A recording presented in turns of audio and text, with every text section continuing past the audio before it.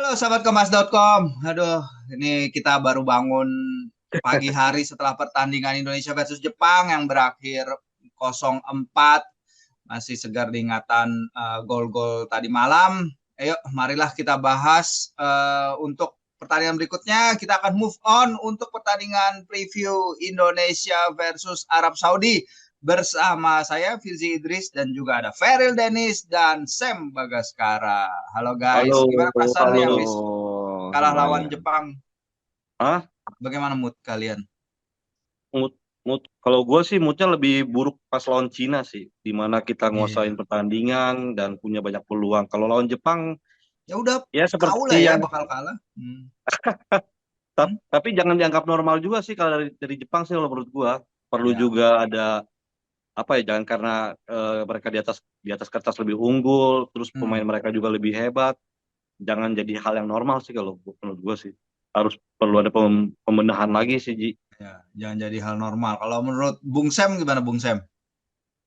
Ya sebenarnya startnya udah bagus, gameplaynya udah jelas. Kemarin ada beberapa peluang yang di awal yang saya nggak bisa dimanfaatin ya. Dan Ya. sebenarnya kita menutup laga dengan Jepang nggak ini ya mengesampingkan skor yang ada ya. Hmm. Kita udah ancam Jepang dengan 8 tembakan tuh yang paling banyak dari lawan-lawan yang sebelumnya ya. Oh gitu, Indonesia, dari lawan iya. sebelum. Iya. Lawan Australia cuma dikasih kesempatan satu tembakan oleh Jepang. Bahrain cuma bikin tembakan lawan Jepang. Cina satu juga, Indonesia ini sampai 8. Jadi secara penciptaan peluang Indonesia boleh Lebih dibilang baik. paling bagus dari lawan-lawan Ya. Jepang yang sebelum-sebelumnya. Tapi sayangnya memang finishing kita memang belum maksimal ya kemarin ya. Dan ini Hmm. yang harus jadi PR ke Ya. depan untuk Hmm. pertandingan lawan Arab Saudi nanti. Ya, kita berani main, kita percaya diri juga melawan mereka. Ya berani toe to toe ya istilahnya head to head lawan para Ya. pemain mereka, duel dan lain-lain. Ini sisi positif, tapi kalau kita ngomongin masalah mencetak gol nih, Denny, kita ini memang hanya mencetak 4 gol, tapi lawan kita nanti Arab Saudi di grup ini baru mencetak 3 gol dari 5 pertandingan. Jadi apakah semuanya akan menuju ke hasil kosong kosong? Apa bagaimana nih lawan Arab Saudi? Apalagi kata mereka nggak ada ya, Saleh Waldafsari tak ada ya, Itu ya. cedera ya. Hmm. Mm-mm. Kalau menurut gue sih lawan Arab Saudi harus jadi titik kebangkitan ya kalau misalnya masih mau untuk menghidupkan peluang di kualifikasi ini. Dan ya sekarang tinggal ya lagi-lagi pekerjaan Sintayong ya bagaimana meningkatkan mental, karena kayak kemarin sih gue lihat, karena gue ada di lapangan kemarin, gue lihat gimana Kelvin Verdong juga kayak menyerah ya, sehingga tercipta gol Hmm. keempat itu dia entah menyerah atau fisiknya sudah habis sehingga dia lupa Hmm. menutup pergerakan dari pemain Nggak Jepang ngejar yang ya, mencetak Sugawara gol. yang masih emang baru datang dari bench ya. Iya, dan lalu yang paling terpukul sih gue lihat pas habis pertandingan JIJS tuh. Dia Hmm. langsung duduk, nunduk, tapi ternyata ada sosok pemimpin lain memang yang mengingatkan JIJS untuk bangkit, yaitu Martin Paes. Dia Hmm. langsung nyamperin JIJS saat itu, lalu mengangkat JIJS untuk berdiri lagi kayak gitu, Ji. Dan semua pemain juga disupport oleh Martin Paes. Dan ini Martin Paes kebobolan 4 gol ini juga kayak apa ya? Tolong fokus dulu lah di bola, Hmm. di Hmm. kualifikasi, karena sebelumnya yang Ya. kita tahu di media sosial bagaimana dia ada 2 iklan ya. Ya, jebakan lah ya, biasalah pemain-pemain. Jadi inget iklan sosis, itu udah dari dulu itu. Iya, adalah iklan baso-baso lah, apalah itu. Ya, jebakan popularitas di kita. Ya gara-gara Iya, timnas juga sebelum ini kan main tandang ya, jadi mungkin para sponsor juga mengejarnya sekarang, tapi memang momentumnya sayang aja gitu ya. dan untuk laga lawan Arab ya bisa lah kita setidaknya menang tipis, karena ya memang ini kesempatan kita gitu loh. Hmm. Apalagi main di kandang. Dan Hmm. tadi yang saya bilang kita punya peluang lebih banyak ketika melawan Jepang dibandingkan negara-negara lain. Memang eh, magisnya Bung Karno itu kali ya yang bikin kita Ya. bisa lebih menekan Jepang daripada negara lain kayak gitu. Tapi Ya. sayangnya memang ya begitu hasilnya. Hmm. Iya, ini squad Jepang udah datang ya ternyata kemarin malam ya pas pertandingan ya. mereka disambut dubes Saudi ke Indonesia. Hari ini Sabtu ya, mereka ada latihan tertutup. Jadi mereka juga mungkin akan latihan finishing ya Sam ya. Kalau lihat Arab Saudi, Hervé Renard, he's back Sam, dia kembali, si dukun putih ya dari The White Witch Doctor. Iya, dengan kemeja putihnya yang katanya bikin dia selalu laki ya. Renard dia punya Laki beruntung apa laki kayak laki? Dia laki-laki. yes, pokoknya dia ya pas lawan Argentina juga pakai kemeja putih menang kan waktu itu. Jadi dia nggak pernah ganti itu kemeja putihnya. Oke. Cuma kita sembunyiin aja kemejanya besok kalau ke GBK ya. Atau kemejanya kena Kemeja hujan. putihnya. Iya, atau dikotorin aja lah. Ya, Renard ini dia ubah sistem ya. Kemarin waktu lawan Australia dia pakai 4 back. Di era Mancini kan Arab Saudi pakai 3 back sama kayak Indonesia. Jadi akan jadi lawan yang berbeda nanti di GBK ya buat Indonesia karena sistemnya beda dan tanpa Salim Al-Dasari juga sang kapten yang mengalami cedera. Satu keuntungan yang harus kita manfaatkan juga walaupun pas laga pertama Salim Al-Dasari juga penalti nggak masuk gagal, juga ya. dimentain. Ternyata ada sering gagal penalti juga ya dia. Iya, lawan Bahrain dia juga gagal Bahrain kan. juga gagal. Jadi salah satu hasil yang mendorong Mancini untuk dipecat waktu itu ya. Jadi Renat ini sebenarnya lebih kenal timnya, lebih akrab lah dengan materi pemain yang ada. Dan kemarin waktu lawan Australia kira-kira dia ubah sekitar ada beberapa perubahan ya, sekitar 7 dari starter yang lawan Bahrain sebelumnya diubah, termasuk Salim Al-Dasari yang nggak bisa main karena cedera ya. Dan memang hasilnya 0-0, tapi sebenarnya ada 1 gol yang dianulir waktu itu ya di lawan Australia. Iya, karena offside ya dalam build up karena offside ya, Sultan Al Ghanam kalau nggak salah di menit-menit akhir. Ya itu salah satu nunjukin perbaikan dan si Renard bilang kalau hasil seri lawan Australia kemarin ya dia cukup puas ya dia bilangnya gitu ya. Karena itu laga pertamanya setelah comeback.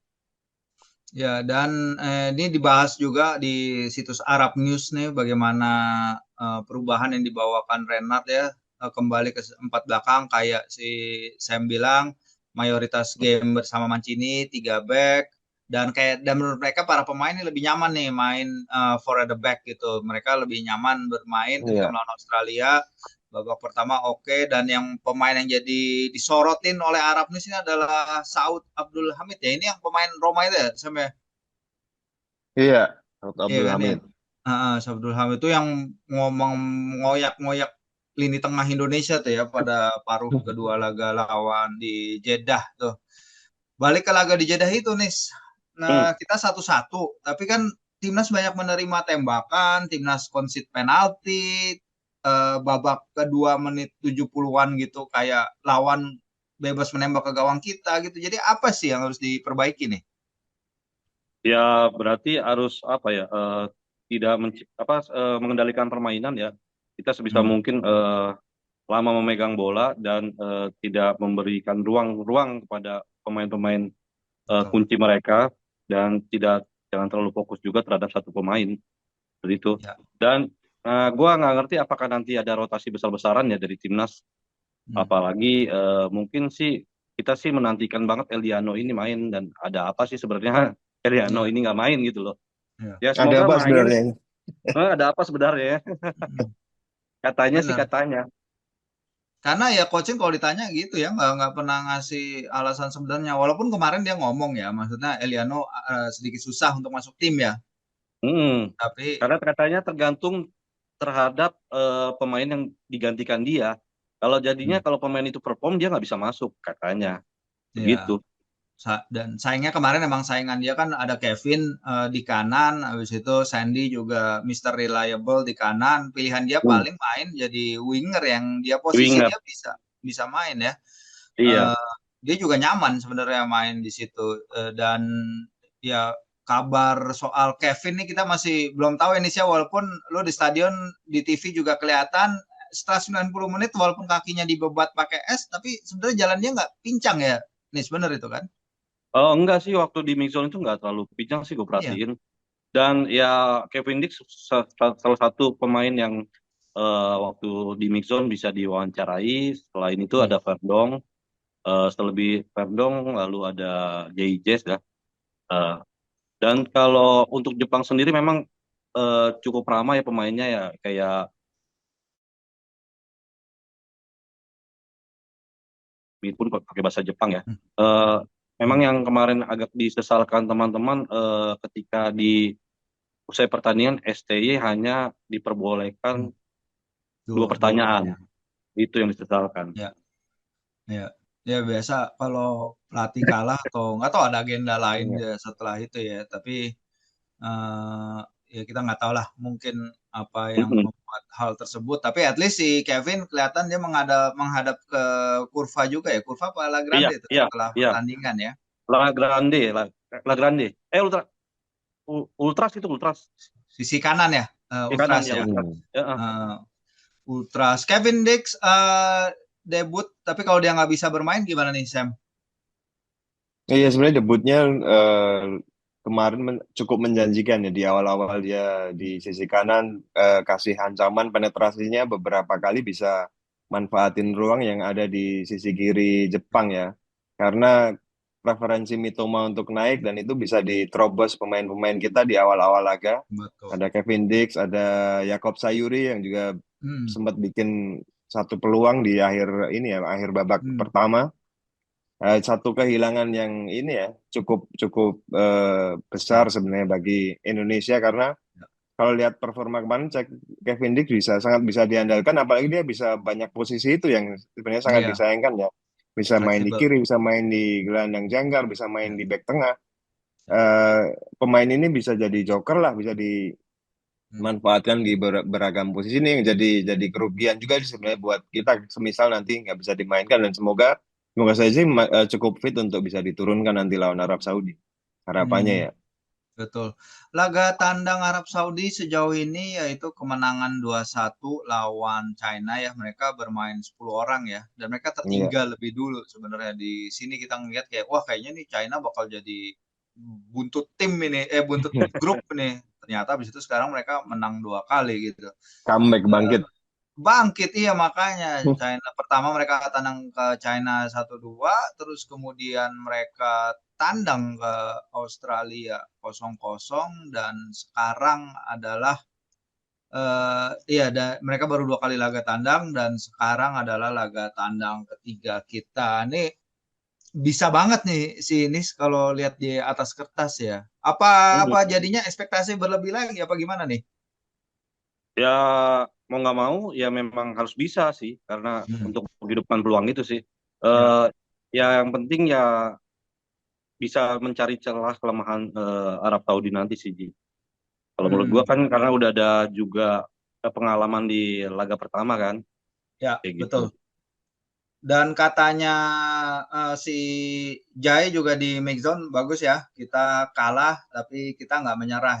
Itu Hmm. adalah pesan bagus walaupun emang hasilnya nggak memuaskan. Tapi at least secara agregat gol kita paling sedikit kebobolan lah lawan China, lawan lawan Hmm. si Jepang ketimbang China dan Bahrain yang memang kita compete-nya sama dua negara itu kan.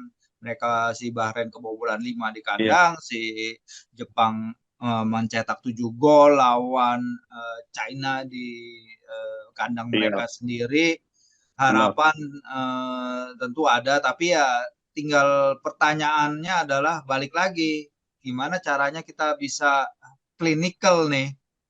Beberapa pemain ditanya soal oleh Romania, Nis ya. Hmm. Selain Iya. ya ada gimana reaksi pemain melihat potensi kedatangan striker dari FC Utrecht ya? Salah satu yang ditanya ya pastinya pesaing oleh oleh yaitu Rafa Strak, dia bilang ya dia welcome aja dan yang penting kan untuk timnas kata dia. Ya, Baik untuk tim kata dia sih seperti itu. baik untuk tim. Oke. Kalau lihat apa namanya Sam, Hmm. Saudi Arabia, mereka dulu punya masalah di mana para pemain mereka ini nggak jadi starter. Ya itu yang Mancini keluhkan ya kalau kita ingat dulu Mm-mm. itu si Mancini keluhkan pemain mereka nggak bisa jadi starter nih di klub Di masing-masing. klubnya. Itu yang bikin kita ketika Indonesia mengambil seri 0-0 ya ini nih yang bikin kita nggak bisa berkembang sepak bolanya. Emang negatif banget ya setelah bersama Mancini gitu, banyak yang nggak terlalu suka sama dia, tapi moodnya Arab Saudi ini nggak, sekarang udah terangkat pasti dengan Renard, pemain-pemainnya kayaknya nggak terlalu jauh beda juga ya dengan Iya. Piala Dunia nih. Mungkin ancaman mereka dari mana nih Sam? Kalau misalnya mencetak gol mereka masih susah nih. Iya, ya, Arab Saudi ini kan sebenarnya tim yang udah dikenal sama Hervé Renard, pelatih yang bawa dia di Piala Dunia di Qatar 2022 kemarin Ya, dengan kemenangan yang waktu itu sempat mengejutkan dunia ya. Waktu itu di iya betul. pertandingan pertandingan pertama lawan Argentina, Hmm. satu-satunya kekalahan yang diterima Argentina di Piala Dunia lawan Arabnya Hervé Renard ini. Hmm. Jadi belum dia juara ya. dia iya Ya, sebelum juara dia sebelum bisa juara. maksimalin kekuatan, maksimalin dan kenal kenal betul potensi anak-anak asuhnya. Hmm. Secara penerimaan sih Renati sebenarnya lebih bagus daripada Mancini yang kayak hubungannya dengan media lokal pun kayak nggak baik, selalu dipertanyakan gitu Bener, keputusan-keputusan diserang terus. Mancini dan akhirnya Mancini pun nggak emosinya nggak kekontrol juga waktu lawan Bahrain dia membuat gestur yang agak nggak Hmm. disukai ya sama publik Arab waktu itu dia Hmm. bikin gestur yang agak ofensif di ke arah tribun penonton dan itu jadi final call ya buat Mancini waktu Hmm. itu Oke. dengan gestur yang agak ofensif ke arah tribun dan akhirnya dia memang nggak lama di Arab cuman berapa pertandingan 14 bulan kalau nggak salah harus harus ganti pelatih dan sekarang mulai Arab Saudi walaupun kosong kosong udah tadi saya bilang ya kosong kosong di kandang Australia tapi dia bisa Cetak menciptakan gol. peluang dan dominan di babak pertama kemarin ya Bung Wirji di pelatihnya Australia Popovic bilang Arab Saudi lebih agresif di babak pertama dan Ya, ini yang harus diwaspadai dengan perubahan sistem sekarang tentu Indonesia akan menghadapi lawan yang berbeda di GBK nanti ya. betul. Secara pengalaman memang tim ini udah lama terbentuk ya. Kalau lihat jumlah capsnya nih hampir semuanya double digit dari mereka nih. Bahkan ada ya Salim Aldasari ada 90 cap. Ada Muhammad Kano umur 30 tahun 57 caps. Salman Al-Faraj Ya, gelandang mereka 35 tahun 73 penampilan.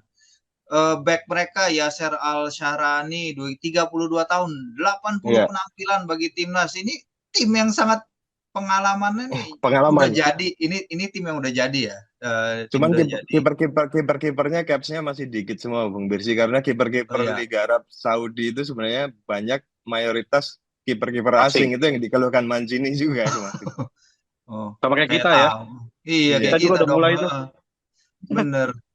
Ya ini menghadapi tim-tim yang penuh pengalaman, kenyang pengalaman seperti ini, menghadapi tim yang udah bersatu seperti mereka nih udah lama ini core grupnya dari Arab Saudi ini, sementara kita banyak pemain baru dan lain-lain. Setiap window juga datang terus pemain ya satu dua, tapi cenderung jadi starter ya. Langsung aja ke prediksi pertandingan mungkin bagaimana nih kita menghadapi tim yang solid ini. Kira-kira berapa Ya, menit? Berapa? perlu kesulitan yang lebih daripada dibandingkan lawan sih. Mau Hmm. nggak mau seperti itu. Dan ya jeli melihat titik lemah dan Ya, balik lagi yang perlu penekanan adalah penyelesaian akhir Ji, di mana itu menjadi betul. penyakit kita dari tahun ke tahun ya di timnas. Jadi semoga semoga mentalitas juga kembali terbangun dan lebih fresh untuk laga melawan Arab Saudi nanti dan semoga bisa menang 1-0. Ya, itu dia. Siap. 1-0 Bung Sam. Apa Anda mengharapkan lebih? Apa kebalik? Apa kebalik? Apa kebalik? Iya. Ya. Ya, Arab Saudi kita harus manfaatkan ya transisi ini Arab Saudi yang mungkin belum mantap-mantap bener di era kedua si Renard ini.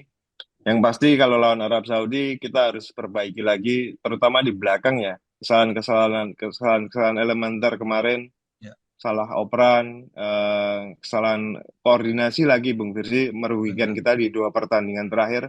Lawan China, koordinasi, komunikasi menyebabkan dua gol yang lahir dari cuman nggak lebih dari dua digit ya. Betul. Cina lima tembakan ya, jadi dua gol. Terus kemarin kita harus kemasukan karena sebuah kesalahan lagi ada di gol ketiga dan keempat terutama ya. Ada Betul. Iya. beberapa gol ketiga dan keempat itu harus jadi perhatian koordinasi pertahanan sih menurut saya harus lebih jadi perhatian timnas untuk lawan Arab Saudi supaya kita aman dulu di belakang nanti nyerangnya juga enak finishing seperti kata Denis tadi juga perlu diasah lagi. Ya, Termasuk bunuh diri ya Sam ya. Berarti 3 ya kesalahannya ya. Kalau lawan Cina ya juga hampir dihitung semua kemarin. gol sebenarnya sih ada Iya, andilnya. sayang. Heeh. Iya, iya. Oh, Termasuk Juga ya yang gol itu yang pertama China kemarin kan ya iya ada salah benar. masalah saling nunggu kan ya di belakangnya. iya. Ini yang Ya itu harus kan di. karakter tim yang memang baru kebentuk ya Sam ya. Iya, Ya, Miss juga baru Siapa iya yang mungkin datang. antisipasi ya? Heeh. seperti Nunggu-nungguan. kata si Kubo Haji Memoriasu juga bilang kalau Jepang kemarin Indonesia kan banyak pemain baru dan mereka Iya. mungkin nggak banyak waktu buat ketemu. Ini yang jadi berbeda. Dia PD bilang secara tim mungkin kami lebih matang sih. Betul, Takefusa Kubo bilang gitu. betul. Dan memang terbukti di lapangan kemarin ya. Siklus tim ini baru gitu dan emang Iya. kita sejak ronde 2 kualifikasi kan kita nggak ada laga-laga persahabatan ya untuk Mm-mm. Shin Iya. mungkin menggodok skuadnya lebih lanjut ya. Jadi begitu datang langsung pertandingan round 3. Oke ya, terima kasih waktunya Bung Zem, Ferry Dennis dan yang pasti Oke. kita terus mengharapkan supporter timnas Indonesia untuk datang mendukung memberikan support luar biasanya bagi pasukan Garuda ya karena lawan di depan mata mungkin di atas kertas terlihat susah tapi seperti kata Irfan Bahdim kemarin impossible is nothing, tidak ada yang tidak mungkin, kita bisa memberikan kejutan nih. Arab Saudi juga kondisinya lagi tidak baik-baik saja. Oke, nanti kita ketemu di Sporty berikutnya yaitu live analysis lagi untuk pertandingan Indonesia versus Arab Saudi pada hari Selasa tanggal 19 pukul 7 malam lagi. Sampai kita ketemu di saat itu. Terima kasih guys.